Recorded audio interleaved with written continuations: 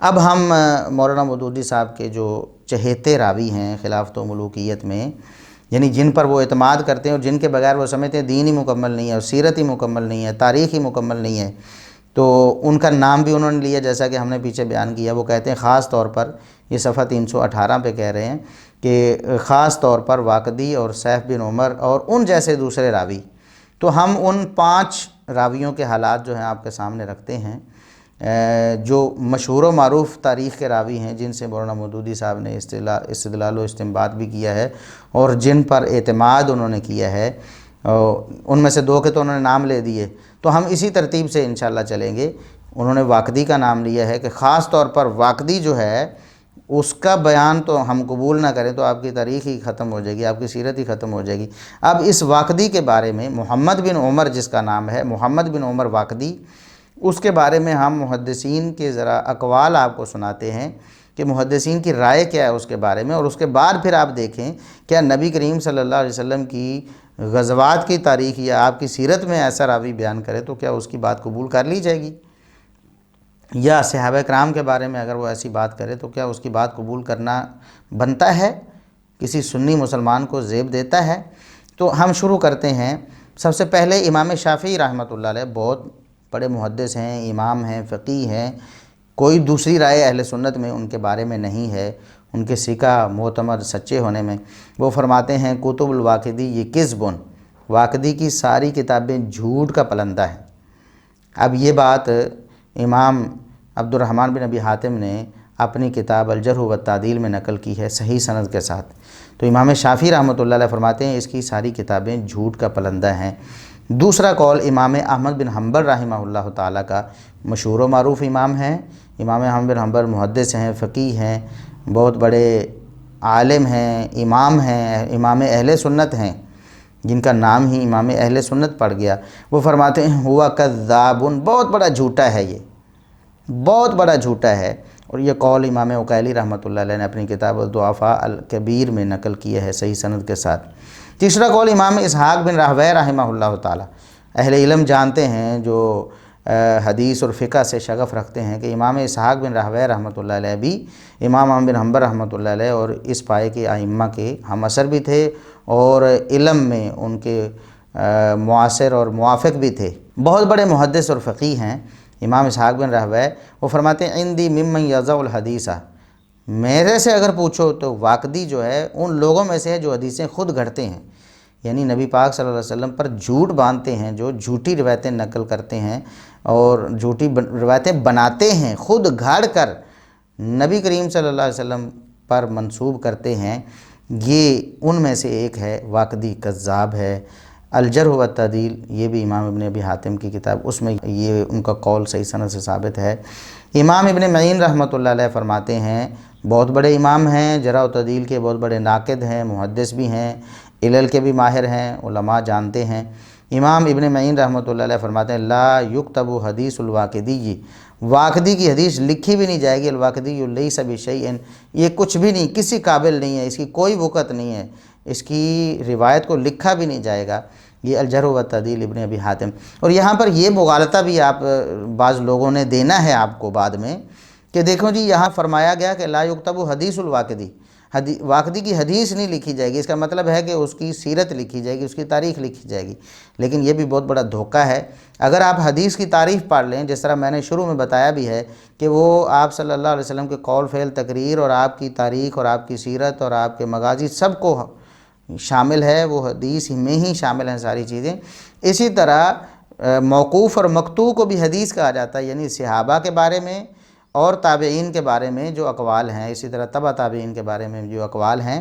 صحابہ کے بارے میں اقوال کو موقوف حدیث کہا جاتا ہے، اور تابعین اور تبع تابعین کے طرف منسوب جو اقوال ہیں ان کو مقطوع کہا جاتا ہے۔ یہ ساری چیزیں محدثین حدیث میں ہی شامل کرتے تھے، لہٰذا اس سے کوئی قول بھی ایسا نہیں لکھا جائے گا جس کی نبی کریم صلی اللہ علیہ وسلم صحابہ یا تابعین یا تبع تابعین کی طرف نسبت ہو۔ یہ بات امام یحییٰ بن معین فرماتے ہیں۔ اسی طرح امام ابو حاتم رازی فرماتے ہیں کہ متروکن، یہ متروک ہے، چھوڑ دیا گیا ہے، اس کی کوئی حیثیت نہیں، اس کو دیکھا بھی نہیں جاتا ہے۔ الجرح و تعدیل میں یہ قول ان سے ثابت ہے۔ امام بخاری رحمۃ اللہ علیہ فرماتے ہیں، بہت بڑے محدث، امیر المومنین فی الفقہ والحدیث، وہ فرماتے ہیں متروک الحدیث، یہ اس کی تو روایت کو ترک کر دیا گیا ہے، اس سے کچھ نہیں محدثین لیتے۔ ترکہ احمد و ابن نمیر و ابن مبارک و اسماعیل و ابن زکریا، بہت بڑے بڑے ائمہ، امام احمد بن حنبل، امام ابن نمیر، امام عبداللہ بن مبارک رحمۃ اللہ علیہ، اسماعیل بن زکریا، انہوں نے اس کو چھوڑ دیا تھا، متروک ہے، اس کی روایت کا کوئی اعتبار نہیں۔ یہ الضعفاء الکبیر للوکیلی میں یہ قول مل جائے گا آپ کو۔ امام مسلم رحمۃ اللہ علیہ اپنی کتاب الکنا والاسماء میں خود فرماتے ہیں متروک الحدیث۔ اسی طرح امام محمد بن بشار رحمۃ اللہ علیہ وہ فرماتے ہیں تاریخ بغداد میں صحیح سند کے ساتھ ان سے ایک قول منقول ہے، ما رأیت اکذب شفتین من الواقدی، میں نے اپنی زندگی میں واقدی سے بڑا جھوٹا نہیں دیکھا۔ لفظی ترجمہ ہے کہ میں نے ان دو ہونٹوں سے سب سے زیادہ جھوٹ بولنے والا واقدی کے علاوہ کوئی نہیں سنا کبھی، یعنی میں نے دیکھا بھی نہیں ہے اور کسی سے اتنے جھوٹ سنے بھی نہیں ہیں۔ یہ امام محمد بن بشار بہت بڑے محدث ہیں، وہ یہ بیان کرتے ہیں، خود چشم دید ہیں اس جھوٹے دجال کے جھوٹوں کے۔ اسی طرح امام نسائی رحمۃ اللہ علیہ متروک الحدیث فرماتے ہیں اپنی کتاب الضعفاء المتروکون میں۔ امام ابن حبان رحمۃ اللہ علیہ مشہور و معروف محدث ہیں، وہ فرماتے ہیں کانا یروی عن الثقات المقلوبات وعن الاسبات المعضلات، یہ ثقہ راویوں سے مقلوب روایتیں، یعنی سند کوئی متن کوئی،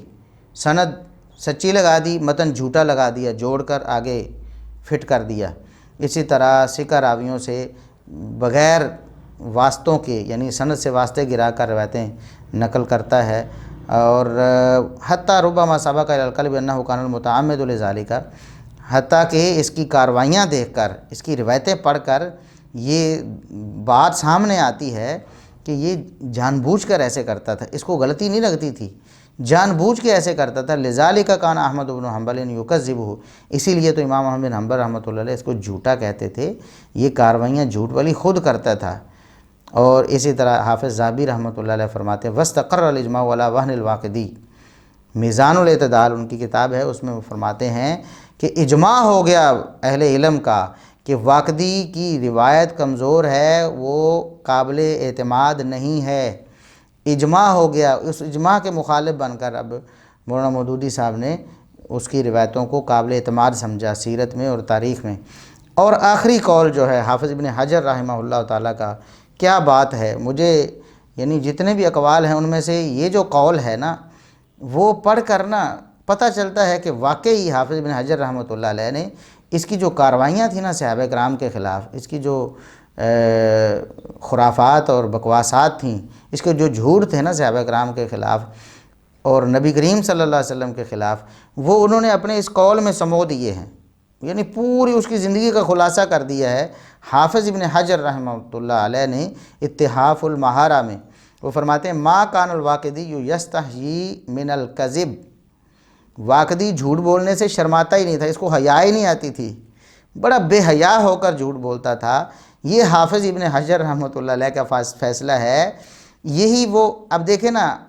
مولانا مودودی صاحب ادھر کہہ رہے ہیں کہ دیکھیں جی حافظ ابن حجر نے خود تو اس پر سخت جرح کی ہے لیکن اس کے اقوال بھی نقل کر دیے ہیں، تو ہم نے بتایا کہ کیوں نقل کیے ہیں۔ وہ صرف ایک انسائیکلوپیڈیا کتاب تھی جس میں بتانا تھا کہ یہ اقوال بھی آئے ہوئے ہیں، جو بھی علم میں آیا وہ قول لکھ دیا اور اس کی طرف منسوب کر دیا کہ یہ فلاں کا قول ہے، اس پر ایمان انہوں نے نہیں لایا، اسے تسلیم نہیں کیا یا اسے انہوں نے سچا نہیں قرار دیا، وہ جھوٹا ہی ہے۔ وہ تو حافظ بن حجر فرماتے ہیں، اب دیکھیں یہاں کو کہا کہ حدیث میں جھوٹ بولنے سے وہ نہیں شرماتا، یا تاریخ میں جھوٹ بولنے سے، یا سیرت میں جھوٹ بولنے سے، وہ فرماتے ہیں واقدی جھوٹ بولنے سے شرماتا ہی نہیں تھا، یہ بے حیا اور بے شرم قسم کا جھوٹا تھا محمد بن عمر الواقدی۔ اب دیکھیں یہ کم از کم 1 درجن حوالے ہم آپ کے سامنے پیش کر چکے ہیں واقدی کی کذب بیانیوں کے بارے میں، اس کے جھوٹا اور اس کے یعنی سخت مجروح ہونے کے بارے میں، اس کے متروک ہونے کے بارے میں، یہ حوالے آپ کے سامنے آ گئے ہیں۔ اب آپ دیکھیں گے کچھ لوگ 2-4 حوالے ویسے اٹھا کے پھرتے ہوں گے، کسی امام کا کوئی قول انہوں نے لے لیا ہوگا کہ انہوں نے کہا کہ واقدی اچھا ہے، یا واقدی پر کوئی اعتماد کرنے کی بات انہوں نے کی ہوگی، تو یہ قول بالکل ایسے ہی ہیں کہ ایک بندے کے بارے میں، اس کے جھوٹا ہونے کے بارے میں بہت سے لوگوں کو پتہ چل گیا۔ یہ دیکھیں ائمہ دین درجنوں بڑے بڑے ائمہ ہیں، کبار ائمہ ہیں، ان سب کو پتہ چل گیا کہ یہ واقعی دجال ہے، کذاب ہے، جھوٹا ہے۔ لیکن اگر دو چار بندے ایسے مل جاتے ہیں جو کچھ نرم رویہ رکھتے ہیں، وہ سمجھتے ہیں کہ شاید یہ جان بوجھ کے جھوٹ نہیں بولتا تھا، اس کو کوئی غلطی لگی ہوگی اس لیے اس نے جھوٹی روایت نقل کر دی، اور ایسا انہوں نے خیال کر لیا یا اس کو انہوں نے قابل اعتماد سمجھ لیا، تو ایسا نہیں کہ ہم ان سب محدثین کی جو واضح اور ٹھوس گواہیاں ہیں جو انہوں نے خود سنی ہیں اس کے کانوں سے، وہ کہتے ہیں ما رأیت، میں نے دیکھا ہی نہیں اس سے بڑا جھوٹا، تو ایسی باتوں کو کیسے چھوڑا جا سکتا ہے، یہ نظر انداز کیا جا سکتا ہے؟ اس کی مثال میں ایک دیتا ہوں، انشاءاللہ بات سمجھ آ جائے گی۔ امام ابو حنیفہ رحمۃ اللہ علیہ وہ فرماتے ہیں، وہ ایسے شخص کے بارے میں جس کو انہوں نے دیکھا ہوا ہے، جابر جوفی، مشہور کذاب ہے، وہ کہتے ہیں ما رأیت اکذب من جابر جوفی، میں نے جابر جوفی سے بڑا جھوٹا کوئی نہیں دیکھا، جابر جوفی سے بڑا جھوٹا میں نے کوئی نہیں دیکھا ہے۔ اب جابر جوفی سے بڑا جھوٹا کوئی نہیں ہے، یہ امام ابو حنیفہ رحمۃ اللہ علیہ کی گواہی ہے۔ اسی طرح دیگر ائمہ کی گواہی بھی مل جائے گی اس کے جھوٹا ہونے کے بارے میں، اس کے متروک اور اس کے ضعیف ہونے کے بارے میں۔ لیکن امام شعبہ رحمۃ اللہ علیہ خود بڑے جلیل القدر امام ہیں، بہت بڑے محدث ہیں، علل کے ماہر بھی ہیں، لیکن امام شعبہ رحمۃ اللہ علیہ کو جابر جوفی کی اس کذب بیانی کا پتہ نہیں چلا، تو انہوں نے اس کی توثیق کر دی، انہوں نے کہا کہ وہ ثقہ ہے۔ اب کیا امام ابو حنیفہ رحمۃ اللہ علیہ اور دیگر بڑے جو کبار محدثین ہیں ان کی بات کو رد کر دیا جائے گا جنہوں نے اس کے جھوٹوں کا خود مشاہدہ کیا ہوا ہے؟ انہوں نے کہا ہوا کہ میں نے اس سے جھوٹا دیکھا ہی نہیں ہے۔ تو دوسری طرف امام شعبہ رحمۃ اللہ علیہ کو اگر یہ مغالطہ لگ گیا اس کے حلیے کی وجہ سے یا اس کے بظاہر تقوی ظاہر کرنے کی وجہ سے کہ شاید یہ سچا ہے، تو اب ان ائمہ کی جو سچی گواہی ہے وہ تو نہیں چھوڑی جا سکتی۔ احترام کے ساتھ ہم یہ کہیں گے کہ امام شعبہ رحمۃ اللہ علیہ کو پتہ نہیں چلا، اس خبیث نے اپنا جھوٹ ان کے سامنے واضح نہیں ہونے دیا۔ تو یہ اب بات کو سمجھ لیں آپ کہ محمد بن عمر الواقدی جو ہے وہ کذاب ہے، دجال ہے، حدیثیں گھڑتا تھا، جھوٹ بولتا تھا اور شرماتا بھی نہیں تھا جھوٹ بولتے ہوئے۔